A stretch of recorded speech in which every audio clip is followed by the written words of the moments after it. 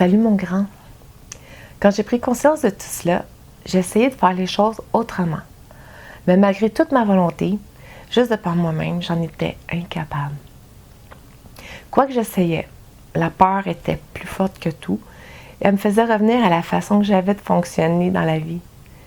Incapable de faire les choses autrement. J'ai dû aller chercher de l'aide. Le CLSC m'a envoyé dans un groupe d'entraide et j'ai été vraiment chanceuse. À partir du moment où j'ai réussi à demander de l'aide, tout s'est mis sur mon chemin de façon parfaite pour que je puisse revenir à toi aujourd'hui le cœur léger et en paix, la plupart du temps. J'ai fait la rencontre d'une multitude de gens qui avaient ce que je voulais et qui étaient prêts à m'aider, à m'accompagner ou à me guider. Jour après jour, rencontre après rencontre, une phrase ici et là m'éclairait. Quand j'ai demandé quoi faire avec mon problème, on m'a répondu « prie ». Là, je suis partie à rire.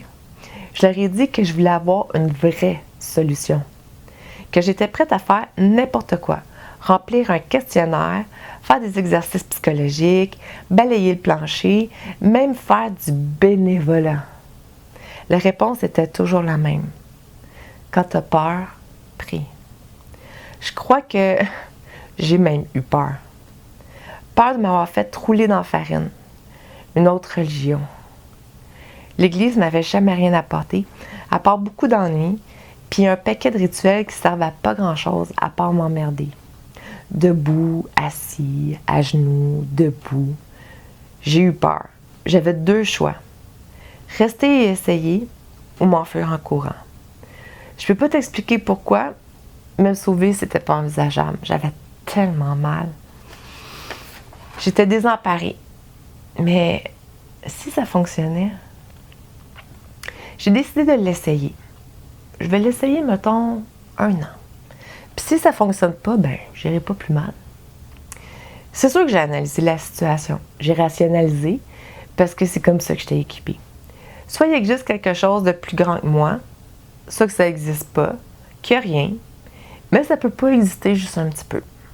J'étais vraiment ambivalente, puis c'est très inconfortable d'être assis sur 2 chaises. J'arrivais pas à prendre position. J'avais déjà vécu avec un Dieu vengeur qui allait me punir pour tout et pour rien sans que je comprenne rien. J'entends encore ma grand-mère qui me dit « Regarde-toi pas comme ça dans le miroir, c'est un péché d'orgueil, tu vas t'en aller en enfer. » Ouf, c'est quelque chose l'enfer. Les flammes, les cris, le diable avec sa fourche, puis ça aurait de l'air qui te fait subir un paquet de tourments pour l'éternité. C'est long, l'éternité. Puis tout ce qui arrivait sur Terre, c'était à cause de Dieu. Quand ma mère est tombée malade, c'était la volonté de Dieu.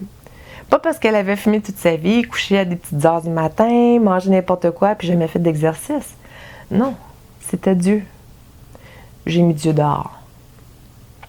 J'avais aussi entendu parler du karma, avec des bonnes puis des mauvaises actions. Je me suis dit que ça devait fonctionner comme une carte Hermès.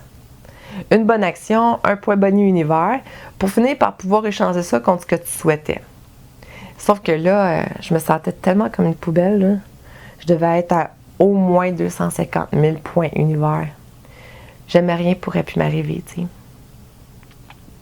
Malgré la décision que j'avais de l'essayer, je restais un bon moment incapable de faire quoi que ce soit. Ma raison était vraiment plus forte que tout. Puis tout ce qu'elle me disait, là, c'était « Check bien ça, ça existe pas. Tu vas te mettre à prier puis tu vas avoir l'air d'une vraie folle. » Je me suis mise à pleurer. Incapable de faire taire ma gêne, ma peur, ma honte. Tout ce que ça me disait, là, c'était que c'était vraiment stupide ce que je m'apprêtais à faire. Dans un élan de désespoir, assise sous mon lit, enfermée entre 4 murs, puis la prison de ma raison, j'ai crié « Je suis plus capable. Aide-moi. »